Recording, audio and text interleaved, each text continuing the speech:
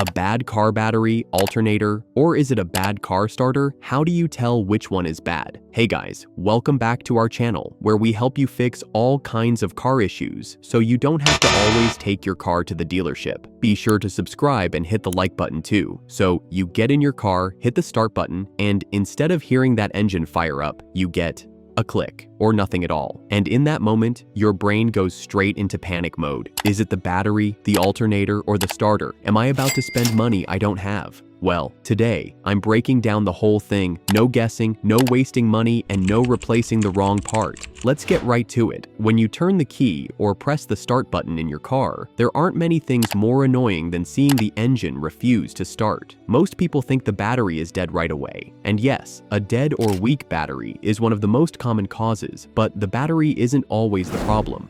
The battery, the alternator, and the starter are the three main parts that make up your car's starting and charging systems.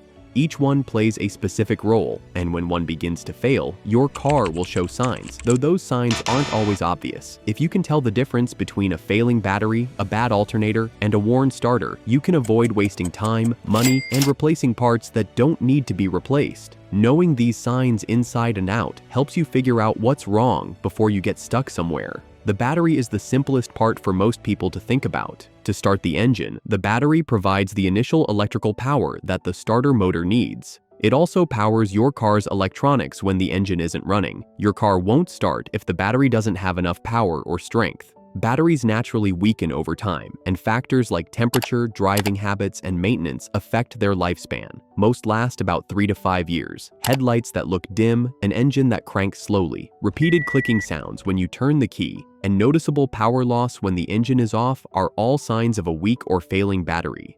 Now here's the part most people overlook. When the battery doesn't have enough charge to turn the starter motor properly, you often hear rapid clicking. That sound is the starter solenoid trying to engage but not receiving enough current. If your interior lights dim heavily when you try to start the car, or if the car starts after being jump-started but dies again later if you turn it off, that strongly suggests the battery is near the end of its life. But a weak battery doesn't always mean the battery itself is damaged. Sometimes it simply isn't being charged correctly. Which brings us to the alternator. The alternator creates electrical power while the engine is running and keeps the battery charged. If the alternator fails, the battery will slowly drain because it isn't being recharged. This is why many people blame the battery when the alternator is really the one failing. Flickering dashboard lights, headlights that get dim or brighten with engine RPM, electrical accessories acting strangely, or the car stalling suddenly are all common signs of a failing alternator. The battery warning light on the dashboard, despite the name, often points to an alternator problem, not a battery problem. That warning light usually means the charging system is undercharging or overcharging, and the alternator is the primary component responsible for that. When the alternator is weak, the car may still start because the battery still has enough stored energy. But while you're driving, the engine and all electronics rely on the alternator to keep everything powered. If the alternator can't produce enough voltage, the battery becomes the backup source of power, and it drains quickly. Once the battery voltage drops too low, the fuel injectors, ignition coils, sensors, and onboard computer lose power, causing the engine to stall. This pattern, car starts fine but dies while driving, is a major sign of a failing alternator, not a battery issue. But it's important to understand why these signs happen, because that helps you diagnose the issue instead of guessing. For example, if your car cranks slowly in the morning but cranks faster after being driven, that usually points to a weak battery because batteries lose efficiency when cold. Meanwhile, alternator issues typically show up while driving. For example, headlights that brighten when you accelerate and dim when you slow down. That voltage fluctuation happens because the alternator produces more output at higher RPM and struggles at lower RPM when it's failing. Starter problems don't always get worse slowly. Sometimes they're intermittent.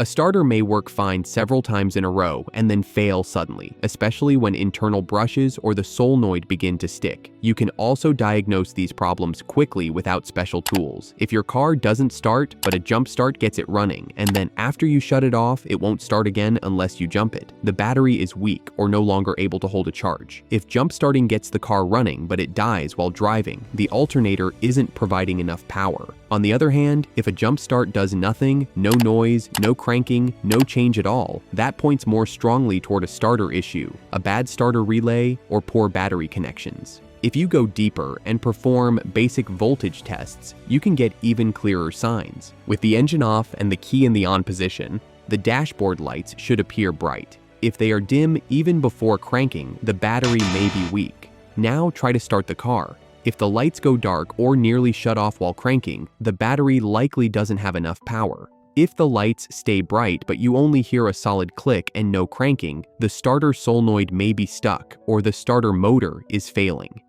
Modern cars also help diagnose issues through warning lights. If the battery or charging system light turns on while driving, that's almost always the alternator or a charging system problem.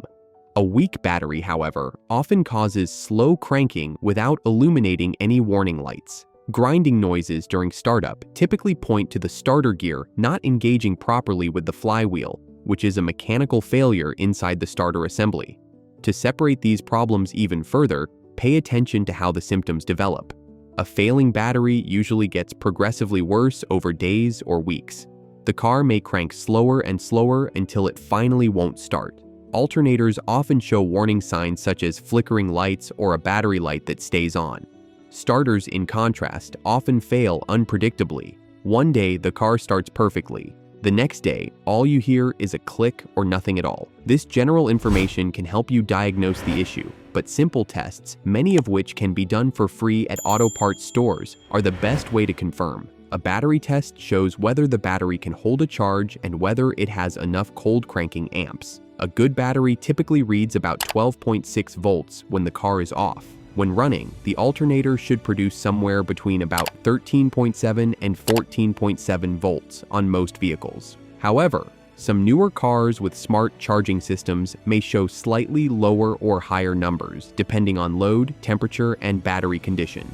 If the alternator pushes voltage significantly above 15 volts, the internal voltage regulator may be failing, which can damage the battery and other electronics.